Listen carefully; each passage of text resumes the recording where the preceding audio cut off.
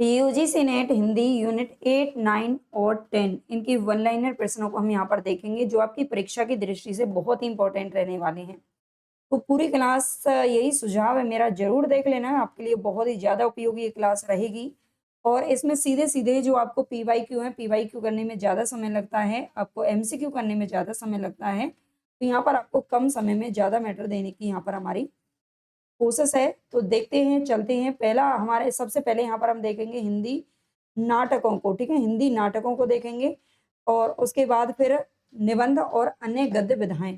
तो ये यूनिट 8 को देखेंगे। मोहन राकेश के किस नाटक का संबंध कालिदास के जीवन प्रसंगों से है? तो कालिदास का जो वर्णन किया गया है वो किया गया है आषाढ़ का एक दिन, ठीक है? आषाढ़ का एक दिन नाटक में कालिदास के जीवन के बारे में लिखा गया है। यह रक्तपात कब तक समाप्त होना है?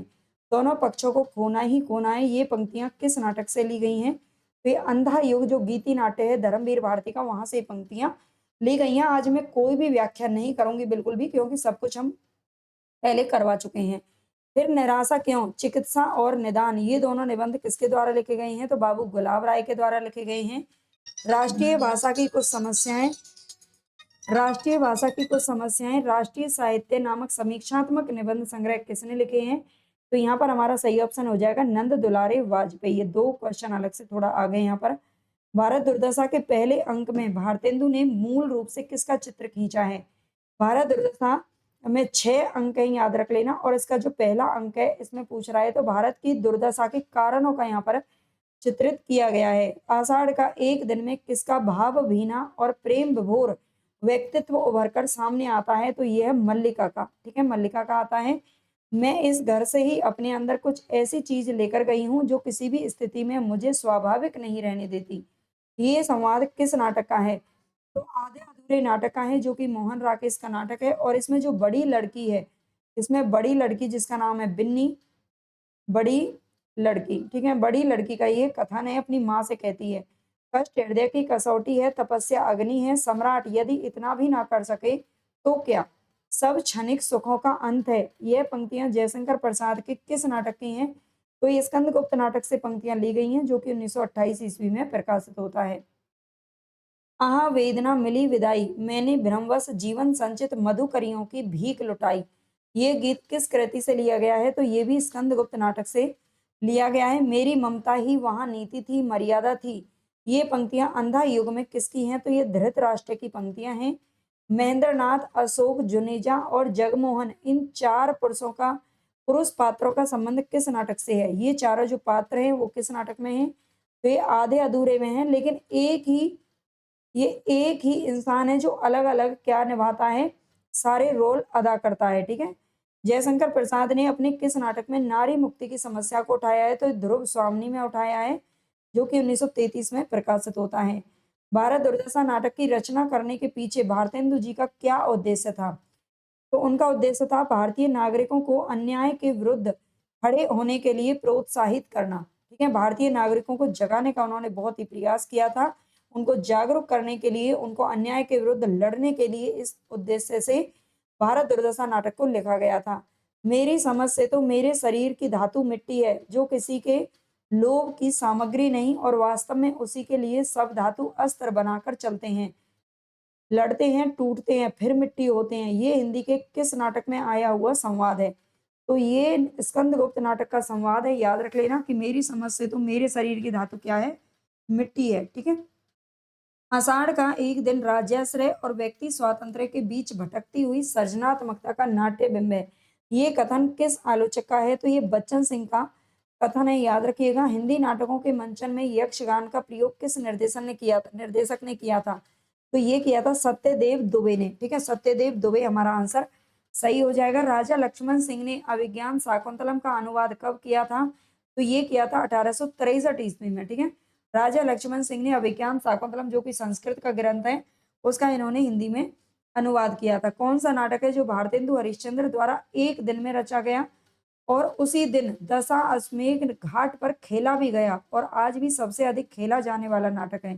तो ये अंधेर नगरी है, जो 1881 में प्रकाशित हुआ और 6 अंकों का ये नाटक है। अंधेर नगरी नाटक के 6 अंकों को क्रम से लगाना है, सभी के क्रम इस तरह से आपको याद रख लेने हैं। बाह्य प्रांत, बाजार, जंगल, राज्यसभा, अरण्य और शमशान। ये आपको क्रम से इसी तरह याद रखना है। भारत दुर्दशा नाटक में किस पत्रिका का जिक्र किया गया है? तो ये कवि वचन सुधा का जिक्र किया गया है। ये भारतेंदु जी की ही पत्रिका है जो 1868 ईस्वी में संपादित की गई थी। भारत दुर्दशा नाटक में भारत दुर्देव चौथे अंक में किसे भेजता है? तो भारत दुर्देव चौथे अंक में किसको भेजता है भाई? इन सब बंधों को भेजता है और ये सारे के सारे क्रम से आपको याद रख लेने हैं। इनका क्रम पहले पूछा जा चुका है, ठीक है? पहले रोग को भेजता है, फिर आलस्य आता है। अगर हमारे शरीर में कोई बीमारी होगी तो हमें आलस्य आएगा। आलस्य आएगा, फिर मदिरा पिएगा इंसान और फिर उसे चारों तरफ अंधकार ही अंधकार दिखाई देगा। रोग, आलस्य, मदिरा और अंधकार, इनको भारत दुर्देव क्या करता है? चौथे अंक में भारत भेजता है। किस अंक में कौन प्रवेश करता है इसका भी आपको याद रख लेना। पीवाईक्यू के माध्यम से मैं करवा चुकी थी इनको। भारत दुर्दशा नाटक में भारत की दुर्दशा को सुधारने के लिए पांचवें अंक में, किस अंक में? पांचवें अंक में एक कमेटी का दृश्य है जिसमें 6 सहयोगी सदस्य हैं। उनके नाम आपको बताने हैं। ये वो वन लाइनर प्रश्न है जो मैंने खुद से तैयार किए हैं, ठीक है?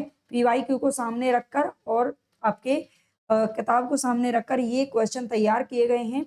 हालांकि ज्यादा नहीं किए, 50-50 सारे गद्य विधाओं से किए थे। गद्य विधाओं से क्या, सभी यूनिट से किए थे, ठीक है? फिर भी अगर आपको अच्छा लगता है तो आप यूट्यूब चैनल को भी जरूर सब्सक्राइब कर लेना, लाइक कर देना। आगे देखते हैं, 6 सहयोगी सदस्य हैं, उनके नाम आपको बताना है। तो इनमें 6 सहयोगी में एक बंगाली है, एक महाराष्ट्रीय है, एक कवि है, एक पत्र संपादक है और 2 इसमें देसी महानुभावों को लिया गया था, ठीक है? भारत की दुर्दशा को सुधारने के लिए जैसे बनता है ना, शिक्षा कमेटी बनाई गई बहुत सारी अलग-अलग समय पर और कमेटी बनाई जाती हैं। जैसे कि अभी राम मंदिर में चोरी हुई, उसके लिए एक एसआईटी यानी कि एक इन्वेस्टिगेशन टीम बिठाई जाती है। वैसे ही होता है कि एक कमेटी बनाई जाती है, ठीक है? अब वो कमेटी कितना अपना काम ईमानदारी से करती है वो तो देखने वाली बात होती है। चंद्रगुप्त नाटक इतिहास की किन-किन प्रमुख घटनाओं पर आधारित है? चंद्रगुप्त नाटक इतिहास की किन-किन प्रमुख घटनाओं पर आधारित है? तो ये सिकंदर का भारत पर आक्रमण करना, नंद कुल का उन्मूलन यानी कि नंद कुल का सर्वनाश कर देना चंद्रगुप्त के हाथों और सेल्यूकस की पराजय तथा चंद्रगुप्त का राजा बनना।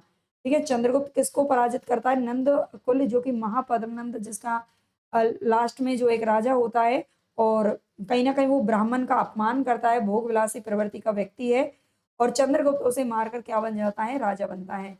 सिंगरन, वररुचि, सिकंदर, दांड्यायन, कल्याणी, कार्नेलिया, मालविका और अलका, ये सभी किस नाटक की पात्र हैं? तो ये चंद्रगुप्त नाटक की पात्र हैं जिसका प्रकाशन होता है 1931 ईस्वी में। युद्ध देखना चाहो तो मेरा हृदय फाड़कर देखो मालविका, चंद्रगुप्त नाटक में ये कथन किसका है? तो ये चंद्रगुप्त का ही कथन है, ठीक है? चंद्रगुप्त नाटक में चंद्रगुप्त का ही कथन है। चंद्रगुप्त पात्र आपका चंद्रगुप्त नाटक में भी मिलता है और ध्रुव स्वामिनी में भी मिलता है, जो ध्रुव स्वामिनी का प्रेमी भी होता है और देवर भी होता है और बाद में पति भी होता है। इस नाट्य रचना का आधार 2 मंतव्यों पर स्थिर किया गया है जिसके संबंध में हमें कुछ कहना है। पहला यह कि उज्जैनी का पर दुख भंजक विक्रमादित्य गुप्त वंशीय स्कंदगुप्त था और दूसरा यह कि मातृगुप्त ही दूसरा कालिदास था जिसने रघुवंश आदि काव्य बनाए थे। ये किस नाटक की भूमिका में कहा गया? इसमें कालिदास का जो नाम है आषाढ़ का एक दिन में वो मातृगुप्त रखा गया है, ठीक है? और ये किस नाटक की भूमिका में कहा गया है? तो ये स्कंदगुप्त में कहा गया है। किसमें कहा गया है? स्कंदगुप्त में कहा गया है। मातृगुप्त कालिदास का नाम रखा गया है, ठीक है? याद रखिएगा, ठीक है? नेक्स्ट है आषाढ़ का एक दिन में कालिदास नाम है लेकिन मातृगुप्त का ही नाम है और इसमें मातृगुप्त रखा गया है स्कंदगुप्त नाटक में। कष्ट हृदय की कसौटी है, तपस्या अग्नि है, सम्राट, ये स्कंद गुप्त में किसका कथन है? तो ये देवसेना का कथन है, याद रखिएगा। ध्रुव स्वामिनी नाटक किसके द्वारा रचित है? तो ये जयशंकर प्रसाद ने लिखा है। सॉरी 1933 ईस्वी में प्रकाशित हुआ और इसके 3 अंकों में लिखा गया है, ठीक है? 3 अंकों का नाटक है। ध्रुव स्वामिनी में कौन कौन से पात्र हैं? तो इसमें मंदाकिनी, कोमा, चंद्रगुप्त, रामगुप्त, पुरोहित, खिंगल और मिहिर देव, ठीक है? ये सभी इसमें पात्र हैं। भगवान ने स्त्रियों को उत्पन्न करके ही अधिकारों से वंचित नहीं किया है बल्कि तुम लोगों की दस्यु वृत्ति ने उन्हें लूटा है। ध्रुव स्वामिनी में कथन किसका है? तो ये मंदाकिनी का कथन है, ठीक है? मंदाकिनी का कथन है। आगे अंधा युग नाटक का प्रकाशन वर्ष क्या है और ये किस आधार पर लिखा गया है? ये 1955 ईस्वी में लिखा गया एक गीति नाट्य है। महाभारत कालीन युद्ध की पृष्ठभूमि में लिखा ये 5 अंकों का नाटक आधुनिक समय में भी युद्ध की त्रासदी का चित्रण करता है, ठीक है? युद्ध की त्रासदी यानी कि युद्ध का जो परिणाम निकलता है उसका चित्रण यहाँ पर किया गया है। अंधा युग नाटक के अंकों का सही क्रम क्या होगा? तो इसमें 5 अंक हैं और 5 आपको याद रख लेने हैं। पहला है कौरव नगरी, पशु का उदय, अश्वत्थामा का अर्धसत्य, ये तीसरा अंक है। इसके बाद अंतराल, ठीक है, अंतराल होता है पंख, पहिए और पट्टियां। पंख, पहिए और पट्टियां, ये अंतराल है। चौथा जो अंक है वो है गांधारी का सांप, या सांप इस तरह से लिखेंगे, शाप, जो शाप मिलता है ना, श्राप दे देते थे पहले ऋषि मुनि, आजकल तो बहुत श्राप तो देते हैं लेकिन लगता ही नहीं है किसी को। विजय एक क्रमिक आत्महत्या, और इसके बाद होता है समापन प्रभु की मृत्यु। प्रभु की कौन, प्रभु कौन है? श्री कृष्ण की मृत्यु से इसका समापन किया जाता है। आज मुझे भान हुआ, मेरी व्यक्तिक सीमाओं के बाहर भी सत्य हुआ करता है। अंधा युग नाटक में किसका कथन है? तो धृतराष्ट्र का कथन है। और किससे कहता है? अपने विदुर से कहता है। किससे कहता है? विदुर से कहता है। मैंने कहा था दुर्योधन से, धर्म जिधर होगा ओ मूर्ख उधर ही जय होगी। ये किसका कथन है? तो गांधारी कहती है अपने पुत्र के बारे में, ठीक है, दुर्योधन से कहती है। ये नाटक 3 अंकों में विभाजित है। कौन सा नाटक है? सिंदूर की होली 3 अंकों में लिखा गया नाटक है, जो कि 1934 में प्रकाशित होता है। और ये लक्ष्मी नारायण मिश्र जी का नाटक है। इसमें तत्कालीन नारी समस्याओं का चित्रण किया गया है, जिसमें नारी देह पुनर्विवाह वैधव्य की समस्या पर प्रकाश डाला गया है। प्रत्येक पात्र का अपना अपना व्यक्तित्व है। इसमें भावुकता के भीतर बुद्धिवाद का पक्ष लिया गया है, और सामाजिक वैषम्य की पृष्ठभूमि में नारी और पुरुष के संबंधों का चित्रण किया गया है। ये विषय किस नाटक के हैं? तो सिंदूर की होली के हैं। आत्महत्या करें मूर्ख, ज्ञानी के लिए संसार में बहुत से रास्ते खुले हैं। बिल्कुल यही बात मैं हमेशा बोलती हूँ। कोई भी परीक्षा, कोई भी मुसीबत आपकी जिंदगी से बड़ी नहीं है। अगर जिंदगी है तो आप हर मुसीबत से लड़ सकते हो। आपके अंदर इतना जज्बा होना चाहिए, इतना जुनून होना चाहिए। और जिसके पास थोड़ा सा भी दिमाग है ना, उसके लिए बहुत सारे रास्ते इस संसार में खुले रहते हैं। आगरा बाजार नाटक में ये कथन किसका है? एक ककड़ी वाले का लड्डू वाले से कथन कहता है, ठीक है, ककड़ी वाला किससे कहता है? लड्डू वाले से कहता है, याद रखना। आगरा बाजार नाटक किसके द्वारा और कब लिखा गया? ये हबीब तनवीर का है, 1954 ईस्वी में प्रकाशित हुआ, और ये नाटक व्यंग्य शैली में लिखा गया है।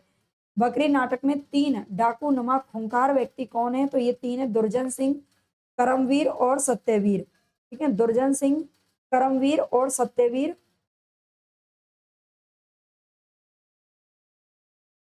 नेक्स्ट है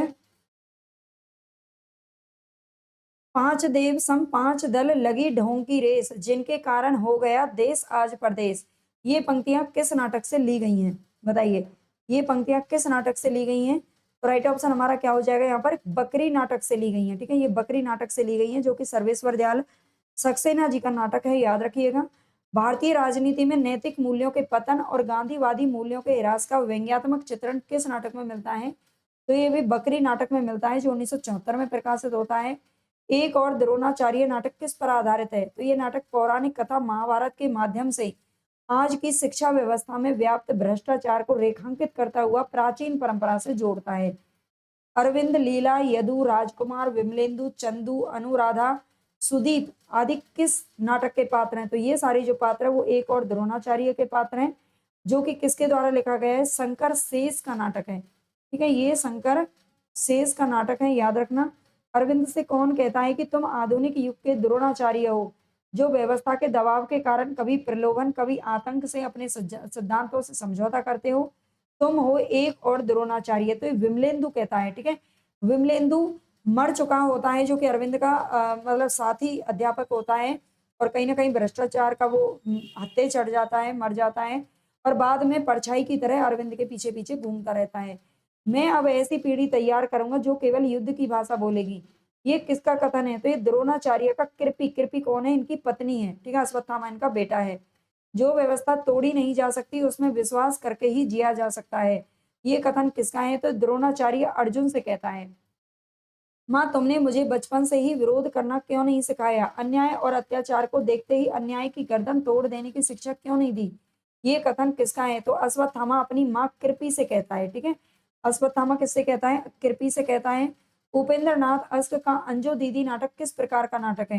तो 1955 ईस्वी में प्रकाशित ये नाटक उच्च मध्य वर्ग के खोखले संस्कारों का प्रतिनिधित्व करता है। इस नाटक की प्रमुख पात्र अंजो दीदी एक बेहद ही यांत्रिक महिला है। यांत्रिक महिला का अर्थ यह है कि वो बिल्कुल घड़ी की सुइयों की तरह जीवन जीने वाली एक बहुत ही स्ट्रिक्ट अनुशासित महिला है। इस नाटक में जीवन के एकाकीपन और उससे उपजी विसंगतियों का चित्रण किया गया है। अपने बेटे को, अपने पति को, सबको बिल्कुल इस तरह से मुट्ठी में रखना चाहती है। वो चाहती है कि हर समय उसके हिसाब से सारे ही काम हों। आज़ादी के बाद भारतीय राजनीति और अपराध के गठजोड़ का जो चेहरा आम जन के सामने आया, उसका स्पष्ट और यथार्थवादी चित्रण किस नाटक में किया गया है? तो ये महाभोज में किया गया है, जो कि मन्नू भंडारी जी के द्वारा लिखा गया है। महाभोज की प्रथम प्रस्तुति 1982 ईस्वी में होती है। राष्ट्रीय नाट्य मंडल के रंग मंडल के द्वारा मोहन राकेश को संगीत नाटक अकादमी पुरस्कार से कब नवाजा गया? तो 1959 ईस्वी में दिया गया और 1958 में इनका आषाढ़ का एक दिन नाटक प्रकाशित हुआ था। आधे अधूरे नाटक सर्वप्रथम किस पत्रिका में प्रकाशित हुआ? तो ये धर्म युग साप्ताहिक पत्रिका में सर्वप्रथम प्रकाशित हुआ था और ये धर्मवीर भारती ने ही संपादित की थी। आधे अधूरे नाटक में पुरुष एक के रूप में वेश क्या रहता है? ये सब मैं आपको बहुत डिटेल में पढ़ा चुकी हूँ वैसे तो, लेकिन मैं आपको फिर अब रिवाइज करवा रही हूँ। तो पुरुष एक के रूप में वेश क्या रहता है? पुरुष एक के रूप में वो महेंद्रनाथ के रूप में आता है और महेंद्रनाथ एक आर्थिक स्थिति से कमजोर व्यक्ति है ना? ये मैंने आपको बताया है। तो पतलून और कमीज पहनता है ना? सरल से मतलब साधारण सा आदमी के वेश में आता है। आधे अधूरे नाटक में पुरुष 4 के रूप में कौन आता है? तो जुनेजा आता है 4 के रूप में, जो कि पतलून के साथ में पुरानी काट का एक लंबा कोट पहनता है। युद्ध तो करना ही पड़ता है, अपनी सत्ता बनाए रखने के लिए आवश्यक है। ये किस नाटक से ली गई पंक्तियाँ हैं? तो स्कंदगुप्त नाटक से ये पंक्तियाँ ली गई हैं, 1928 में प्रकाशित। सिंदूर की होली के किस पात्र ने विधवा मनोरमा का हाथ जीवन भर अविवाहित रहने के लिए पकड़ा, ना कि उसे अपनी स्त्री बनाने के लिए? तो ये मनोज शंकर ने पकड़ा है, ठीक है? मनोज शंकर सही होगा। कौन सा नाटक है जो समानांतर कथा प्रसंगों को लेकर लिखा गया है? तो ये है एक और द्रोणाचार्य, जिसमें 2 कथा प्रसंग एक साथ चलते हैं। अंधा युग नाटक में युयुत्सु की चिंता क्या है? तो ये मानव भविष्य की रक्षा करना। भारत दुर्दशा के आखिरी अंक में भारत वाक्य क्या करता है? भारत को जगाता है 6वें अंक में। जयशंकर प्रसाद के नाटकों का सही अनुक्रम याद रख लेना है, क्योंकि यहाँ से प्रश्न बनते ही बनते हैं। इनका सज्जन 1910, कल्याणी परिण्य 1912, करुणालय भी 1912, प्रायश्चित 1913, राजश्री 1915, विशाख 1921, अजात शत्रु 22, जन्मे जय का नागयुग 1926 और कामना 1927, स्कंदगुप्त 28, एक घूंट जो कि एकांकी है 1930, चंद्रगुप्त 1931 और सबसे लास्ट में ध्रुव सामनी 1933 में प्रकाशित होता है। इसके बाद हम देखेंगे अन्य गद्य विधाएं यूनिट 10। ठीक है, यूनिट 10। अब आप कहोगे मैम यूनिट 9 क्यों नहीं करवाई? करवाएंगे भाई आगे, ठीक है, करवाएंगे आगे, और हो सकता है आज ना हो तो कल करवा दूंगी। बोथई पारिवारिक पृष्ठभूमि किस आत्मकथा का प्रथम अध्याय? मुझे नहीं पता था इसमें इतने सारे क्वेश्चन निकल जाएंगे, है ना? काफी सारे क्वेश्चन लगे हैं तो ज्यादा टाइम लगेगा, तो हो सकता है हम 2 यूनिट कर लें, एक को अलग करवा दूंगी, ठीक है? हिंदी निबंध को अलग करवा दूंगी। चलिए देखते हैं, भोतई पारिवारिक पृष्ठभूमि किस आत्मकथा का प्रथम अध्याय है? तो ये मुर्दहिया का है, जो कि डॉक्टर तुलसी राम के द्वारा लिखी गई है। आवारा मसीहा शरद चंद्र के जीवन पर आधारित है, विष्णु प्रभाकर की है। अरे ये अयावर रहेगा याद यात्रा साहित्य है और किसका है? अज्ञे जी के द्वारा लिखा गया है। महात्मा गांधी की जीवनी अकाल पुरुष गांधी के लेखक कौन है? तो जैनेन्द्र कुमार है। मुक्ति बोध की आत्मकथा किसने लिखी है? विष्णु चंद्र शर्मा ने लिखी है। संस्कृति के 4 अध्याय में दिनकर ने रविंद्रनाथ टैगोर और मोहम्मद इकबाल को आख्यायित किया है, किसके रूप में?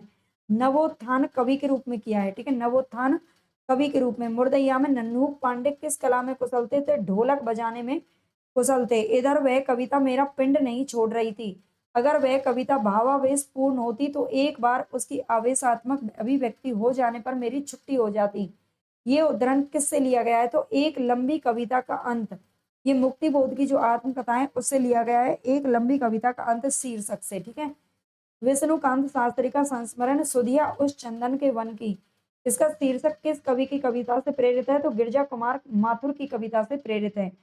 कला का काम जीवन को छिपाना नहीं है बल्कि उसे उभारना है। कला वह जिसे पाकर जिंदगी निखर उठे, चमक उठे। ये कथन किसका है? तो ये रामवृक्ष बेनीपुरी का कथन है, ठीक है। रामवृक्ष बेनीपुरी का है। माटी की मूर्तें किस प्रकार की विधा है? माटी की मूर्तें, ठीक है, मूर्तें वैसे मूर्ति को ही बोलते हैं। और ये कब प्रकाशित किया गया? तो रेखा चित्र है, 1946 में प्रकाशित होता है। शुरुआती संस्करण में इसमें 11 रेखा चित्र होते हैं। 1953 का जो संस्करण आता है उसमें एक और जोड़ दिया जाता है, रजिया, ठीक है, जिससे इसकी संख्या 12 हो जाती है। माटी की मूर्तें रामवृक्ष बेनीपुरी ने कहाँ पर लिखा था? तो हजारीबाग सेंट्रल जेल में रहते हुए इन्होंने लिखा था। ठकुरी बाबा के विषय में देखते हैं, ये भी रेखा चित्र हमारे उसमें है। सिलेबस में है तो ये महादेवी वर्मा द्वारा रचित स्मृति की रेखाएं में संकलित है, 1943 में किया गया। इसके मुख्य पात्र में महादेवी, भक्तिन, ठकुरी बाबा, बेला, वृद्ध ठकुराइन, काची सउआइन और ब्राह्मण दंपति हैं। तुलसीराम द्वारा रचित मुर्दैया किस प्रकार की विधा है? तो आत्मकथाएं दो खंडों में विभाजित हैं, मुर्दैया और मणिकर्णिका। मुर्दैया के गिद्ध तथा लोक जीवन आत्मकथा का कौन से क्रम का भाग है? इसमें 7 भाग हैं और 7 शीर्षक आपको याद रख लेनी है। चौथे नंबर का भाग है गिद्ध और लोक जीवन। जैसन कहत बाड़ा जोगी वैसन बढ़त बाड़े रोगी, बड़ सह सतिया सहवा रामा। ये आत्मकथा के किस भाग से पंक्तियां उठाई गई हैं? तो ये मुर्दैया तथा स्कूली जीवन से ली गई हैं। प्रेमचंद घर में शिवरानी देवी ने लिखा था। प्रेमचंद घर में ये जीवनी है किसकी? प्रेमचंद जी की। और इस पुस्तक की श्रद्धांजलि किसने लिखी थी? तो ये लिखी थी बनारसी दास चतुर्वेदी ने। प्रेमचंद घर में शिवरानी देवी की पुस्तक की विधा क्या है? जीवनी 1944 में प्रकाशित होती है। एक कहानी यह भी, मन्नू भंडारी की रचना की विधा क्या है? तो बहुत से विद्वान इसे मन्नू भंडारी की आत्मकथा मानते हैं, लेकिन वो कहती हैं कि ये भावात्मक तथा सांसारिक जीवन की कथा यात्रा है। इसमें उनकी पारिवारिक पृष्ठभूमि और उनके संघर्षों के साथ साथ उनके जो पति थे राजेंद्र यादव, उनके आपसी संबंध भी इसमें दृष्टिगोचर होते हैं। मन्नू भंडारी किसके आह्वान पर स्वतंत्रता आंदोलन में कूद पड़ी? तो अपनी प्राचार्य शीला अग्रवाल के कहने पर। क्वेश्चन पूछे जा चुके हैं ये, ठीक है। विष्णु प्रभाकर द्वारा रचित आवारा मसीहा कितने भागों में विभाजित है? तो 3 भागों में है। दिशाहारा, दिशा की खोज और देशांत। यह हिंदी के 1000 वर्षों के इतिहास में ऐसी पहली घटना है जिसमें अपने बारे में सब कुछ इतना बेबाकी, साहस और सद्भावना से कह दिया गया है। हरिवंश राय बच्चन की आत्मकथा के बारे में किसका कथन है? तो ये धर्मवीर भारती का कथन है। हरिवंश राय बच्चन की आत्मकथा क्या भूलूं क्या याद भरू करूं, जो पहला भाग है, इसमें किस गांव का उल्लेख है? तो अमोड़ा, बाबूपट्टी। मिट्ठूलाल, राधा, भोलानाथ, महारानी बुद्धि, तुलसी, सरस्वती, सुंदर, चंपा, श्यामा, ये सभी किसमें पात्र आते हैं? तो क्या भूलूं क्या याद करूं 1969 में प्रकाशित होता है। आप हुदरी किसकी आत्मकथा है? रमनिका गुप्ता की है, 2015 में प्रकाशित होती है। आप हुदरी एक दिलचस्प और दिलकश आत्मकथा है। आत्मकथा में पंजाबी भाषा का भरपूर प्रयोग किया गया है। ये एक ऐसी स्त्री की आत्मकथा है, एक स्त्री की आत्मकथा है, इसमें पारदर्शी भाषा का प्रयोग किया गया है। और ये आत्मकथा इसलिए भी विशिष्ट है कि रमनिका जी ने जैसा जीवन जिया, महसूस किया, उन्होंने वैसा ही लिखा। आप उदरी के बारे में किसका कथन है? तो ये मैनेजर पांडे जी का। भोला राम का जीव हरिशंकर परसाई द्वारा रचित किस प्रकार की कहानी है? तो एक व्यंग्यात्मक कहानी है जो प्रशासनिक भ्रष्टाचार पर चोट करती है। जामुन का पेड़ किसके द्वारा रचित विधा है? तो कृष्ण चंद्र की है। हिंदू और उर्दू के ही रचनाकार रहे हैं। जामुन का पेड़ कहानी का विषय क्या है? तो इस कहानी में सरकारी जीवन शैली और लाल फीताशाही की मिश्रित भ्रष्टाचारी व्यवस्था पर करारा व्यंग्य किया गया है, जहां इंसानियत की जगह व्यवस्था महत्वपूर्ण हो जाती है। संस्कृति के 4 अध्याय किसके द्वारा रचित विधा है? तो रामधारी सिंह दिनकर का, 1956 में प्रकाशित होता है। दिनकर जी अपनी पुस्तक को क्या नाम देते हैं? तो साहित्य और दर्शन का महल कहते हैं, जहां इतिहास की हैसियत केवल एक किराएदार की है। दिनकर जी के अनुसार संस्कृति के 4 अध्याय कौन से हैं? ये आपको क्रम से ही याद रख लेने, इनका क्रम पूछा जा चुका है। भारतीय जनता की रचना और हिंदू संस्कृति का आविर्भाव, प्राचीन हिंदुत्व से विद्रोह, हिंदू संस्कृति और इस्लाम, और भारतीय संस्कृति और यूरोप। नेक्स्ट है, संस्कृति के 4 अध्याय पुस्तक किसको समर्पित की गई है? तो उस समय जो भारत के तत्कालीन राष्ट्रपति डॉक्टर राजेंद्र प्रसाद थे, ये प्रथम राष्ट्रपति रहे हैं देश के। और तत्कालीन प्रधानमंत्री पंडित जवाहरलाल नेहरू ने इसकी भूमिका लिखी थी, ठीक है। इसकी भूमिका बल्कि इसकी प्रस्तावना लिखी थी। और ये क्वेश्चन अभी 2000 शायद 25 में ही पूछा गया था, है ना। 25 क्या, बल्कि जनवरी में पूछा गया था, अभी 26 में। दिनकर जी आर्यों का मूल स्थान कहाँ मानते हैं? तो रूस के दक्षिण में मानते हैं। दिनकर जी उर्दू गद्य का वास्तविक आरंभ कहाँ से मानते हैं? तो फोर्ट विलियम कॉलेज से मानते हैं। ज्ञान का अर्थ केवल वैज्ञानिक उपलब्धियों का बोध ही नहीं है, वरन समाज के उत्थानशील और हैरासोन्मुख शक्तियों का बोध भी है। ये किसका कथन है? तो ये मुक्ति बोध का कथन है, याद रखिएगा। आगे राहुल शंकरत्यायन जी का जो यात्रा वृत्तांत है, मेरी तिब्बत यात्रा, इसका प्रकाशन वर्ष है 1937 ईस्वी। और इस यात्रा की पुस्तक की विषय सूची को क्रम से लगाने को आपको दिया जाता है पेपर में। तो लहासा से उत्तर की ओर, चाड़ की ओर, साक्या की ओर, जेनम की ओर, नेपाल की ओर, लहासा की ओर, ठीक है। ये इसके 5 शीर्षक हैं, याद रखना। अरे ये आया हुआ रहेगा याद। आगे की यात्रा वृत्तांत में कब से कब तक का वर्णन किया गया है? तो द्वितीय विश्व युद्ध से लेकर आजादी तक के पूरे हिंदुस्तान का भूगोल और कालखंड का वर्णन इसमें किया गया है। आगे इसमें इसकी भी पुस्तक की विषय सूची को क्रम से आपको लगाने को दिया जाता है। तो परशुराम से तुर्कम, एक टायर की रामकहानी, किरणों की खोज में, देवताओं के अंचल में, मौत की घाटी में, एलोरा, माजुली, बहता पानी निर्मल, सागर सेवित, मेघ मेघलित, कन्याकुमारी, यानी कि पूरे नॉर्थ से लेकर साउथ तक की इसमें यात्रा का वर्णन किया गया है। संस्कृति के 4 अध्याय के दूसरे शीर्षक, प्राचीन हिंदुत्व से विद्रोह में कितने प्रकरण हैं? इनके प्रकरण आपको याद रखने हैं, 7 प्रकरण हैं। दिनकर के अनुसार भारत में इस्लामी शासन का प्रमुख कारण क्या था? देश में केंद्रीय सत्ता का अभाव होना। ठीक है, देश में अलग-अलग जो हिस्से थे वो अलग-अलग राजाओं के हाथों में बटे हुए थे, अलग-अलग राजा राज कर रहे थे। अगर कोई केंद्रीय सत्ता उस वक्त होती जिसके जो पूरे देश पर शासन करती, तो शायद बाहर से इस्लामी शासन का यहाँ पर नहीं आया होता। विष्णु प्रभाकर द्वारा रचित आवारा मसीहा कितने भागों में विभाजित है? तो 3 भागों में है, दिशाहारा, दिशा की खोज और देशांत। कोई जमाना था जब लोगों ने ईसा की हथेलियों में खपचें ठुकवाई थी। मोहम्मद साहब को पानी के लिए परेशानी उठानी पड़ी थी। राम और कृष्ण को भी काफी लड़ाइयां लड़नी पड़ी थी। बुद्ध के भी काफी दुश्मन थे। अब अगर गांधी युग है तो उनको भी काफी लड़ाई लड़नी होंगी और आखिर में गांधी की ही विजय होगी। ये कथन किस पुस्तक से लिया गया है? तो ये शिवरानी देवी की जो जीवनी लिखी गई है प्रेमचंद घर में, वहां से ये पुस्तक उठाया गया है। तुलसी राम की आत्मकथा मुर्दैया के 5वें शीर्षक का क्या नाम है? तो ये भूतनिया नागिन। आगे हमारे इसमें हिंदी निबंध है, चलो हिंदी निबंध को भी कर ही लेते हैं, है ना। शिव शंभू के चिट्ठे की क्या विशेषता है? तो शिव शंभू के चिट्ठे अंग्रेजों का कुशासन, भारतीय जनता का दमन और उसके द्वारा प्रतिरोध। ठीक है, और ये किसके द्वारा लिखा गया है? बाल मुकुंद गुप्त के द्वारा। आत्माराम की टेंटे निबंध में आत्माराम के प्रतीक कौन है? तो बाल मुकुंद गुप्त हैं। किसी बात का टोटा होने पर उसे पूरा करने की इच्छा होती है, दुख होने पर हम उसे मिटाना चाहते हैं, यह स्वभाव है। ये कथन किस निबंध से लिया गया है? तो कछुआ धर्म से लिया गया है, जो कि चंद्रधर शर्मा गुलेरी का निबंध है। नामवर सिंह ने संस्कृति और सौंदर्य निबंध में हजारी प्रसाद द्विवेदी द्वारा रचित अशोक के फूल की रचना का उद्देश्य किसे माना है? तो आर्य संस्कृति की शुद्धता के अहंकार पर चोट करना। देश प्रेम है क्या? प्रेम ही तो है। इस प्रेम का आलमन क्या है? सारा देश अर्थात मनुष्य, पशु, पक्षी, नदी, नाले, वन सहित सारी भूमि। ये कथन किसका है? तो ये रामचंद्र शुक्ल जी का कथन है, जो इनका कविता क्या है, निबंध वहां से उठाया गया है। आज का हिंदी निबंध साहित्य अधिकांश में आलोचना की ओर दौड़ा जा रहा है। आजकल आचार्यत्व की चाह रीति काल से भी कुछ बड़ी चढ़ी है। ये किसका कथन है? तो ये बाबू गुलाब राय का कथन है। यह किसका है? बाबू गुलाब राय का। भारतेंदु हरिश्चंद्र द्वारा रचित दिल्ली दरबार दर्पण निबंध किस शैली में लिखा गया है? तो समाचार शैली में लिखा गया है। 1877 में प्रकाशित होता है।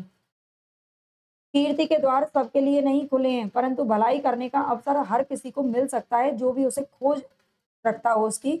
ये किसका कथन है? तो ये भारतेंदु हरिश्चंद्र जी ने कहा है। जरूरी नहीं है कि सबको प्रसिद्धि मिल जाए, लेकिन भलाई तो हम कर ही सकते हैं। भारतवर्ष की उन्नति कैसे हो सकती है? 1884 में प्रकाशित होता है। और भारतेंदु हरिश्चंद्र के द्वारा कहाँ पर ये भाषण दिया गया था? तो बलिया में दादरी के मेले के समय आर्य देशोपकारिणी की भाषा में, सभा में। मूर्ति बहुधा पाषाण की होती है, पाषाण यानी कि पत्थर की होती है, जिसका प्रयोजन ये है, जिसका प्रयोजन यह है कि उनसे हमारा दृढ़ संबंध है। दृढ़ वस्तुओं की उपमा पाषाण से दी जाती है। किससे दी जाती है? पाषाण से दी जाती है। हमारे विश्वास की नींव पत्थर पर है, हमारा धर्म पत्थर का है। ये कथन किस निबंधकार का है? प्रताप नारायण मिश्र ने कहा है, जो इनका शिव मूर्ति निबंध है। ठीक है, इनका जो शिव मूर्ति निबंध है। आगे है, शिव मूर्ति निबंध में मूर्तियों के कितने रंग, शिव मूर्ति निबंध में मूर्तियों के कितने रंग बताए गए हैं? तो श्वेत, जिसका अर्थ है परमात्मा शुद्ध और स्वच्छ है। लाल रंग जो रजोगुण का वर्ण है। तीसरा रंग है काला, जो सबसे पक्का रंग है, जिस पर कोई दूसरा रंग नहीं चढ़ता। यानी कि इसमें 3 रंग बताए गए हैं, श्वेत, लाल और काला। ठीक है, इन तीनों को याद रख लेना, ये भी क्वेश्चन पूछा गया है। नेक्स्ट है, बाल मुकुंद गुप्त का निबंध शिव शंभू के चिट्ठे किस पत्रिका में प्रकाशित हुआ था? तो ये भारत मित्र में प्रकाशित हुआ था। 1903 से लेकर के 1905 तक 8 चिट्ठे इसमें प्रकाशित किए गए थे। ठीक है, 8 चिट्ठे। नेक्स्ट है, कविता क्या है? रामचंद्र शुक्ल के द्वारा रचित यह निबंध कब और किस पत्रिका में प्रकाशित हुआ था? तो सर्वप्रथम सरस्वती पत्रिका में 1909 में प्रकाशित हुआ। बाद में 1939 में चिंतामणि भाग फर्स्ट में संकलित किया गया था। काव्य में अर्थ ग्रहण मात्र से काम नहीं चलता, बिंब ग्रहण अपेक्षित होता है। ये बिंब ग्रहण निर्दिष्ट, गोचर और मूर्त विषय का ही हो सकता है। निबंध के बारे में किसका कथन है? तो शुक्ल जी का कथन है। मनोरंजन, सौंदर्य, अलंकार, मार्मिक तथ्य, मनुष्यता की उच्च भूमि, सभ्यता के आवरण और कविता, कविता पर अत्याचार आदि प्रकरण किस निबंध के हैं? तो ये कविता क्या है, इस निबंध से लिए गए हैं। नाखून क्यों बढ़ते हैं, ये किस प्रकार का निबंध है और किस संग्रह में संकलित किया गया है? तो हजारी प्रसाद द्विवेदी जी का ललित निबंध है, जिसे कल्पलता 1951 ईस्वी में संकलित किया गया और जिसमें 20 निबंध संकलित किए गए हैं। सहजात वृत्ति अनजानी स्मृतियों का ही नाम है, ये किसका कथन है? तो हजारी प्रसाद द्विवेदी का कथन है। मजदूरी और प्रेम निबंध में कितने शीर्षक रखे गए हैं? तो 8 शीर्षक हैं। हल चलाने वाले का, गडरिया का जीवन, मजदूर की मजदूरी, प्रेम मजदूरी, मजदूरी और कला, मजदूरी और फकीरी, समाज का पालन करने वाली दूध की धारा और पश्चिमी सभ्यता का एक नया आदर्श। एक क्रम से याद रखना है। माता बिन आदर कौन करे, बरखा बिन सागर कौन भरे, राम बिना दुख कौन हरे। निम्न पंक्तियां किस निबंध से ली गई हैं? तो उठ जाग मुसाफिर से ली गई हैं, जो कि 2012 में प्रकाशित हुआ था। ठीक है, विवेकी राय का निबंध है। ललित निबंध ठहरी हुई विधा है और इसमें ज्यादा कुछ लिखने करने की संभावना नहीं है, मगर ये ललित निबंधकार ठहरा हुआ नहीं है। ये कथन किस निबंध की भूमिका से लिया गया है? तो उठ जाग मुसाफिर, जो कि विवेकी राय जी का है। संस्कृति और सौंदर्य निबंध 1982 में लिखा गया, किसके द्वारा रचित है और किस संग्रह में संकलित है? ये नामवर सिंह का निबंध है, जो कि दूसरी परंपरा की खोज नामक संग्रह में संकलित है। अशोक के फूल केवल एक फूल की कहानी नहीं है, भारतीय संस्कृति का एक अध्याय है और इस अध्याय का आनंद लेख पढ़ने वाले हिंदी में पहले व्यक्ति हैं हजारी प्रसाद द्विवेदी जी। ये किसका कथन है? तो नामवर सिंह का कथन है। उठ जाग मुसाफिर भोर भई, अब रैन कहाँ जो सोवत है, जो सोवत है सो खोवत है, जो जागत है सो पावत है। निम्नलिखित पंक्तियां किसकी हैं? तो विवेकी राय की पंक्तियां हैं।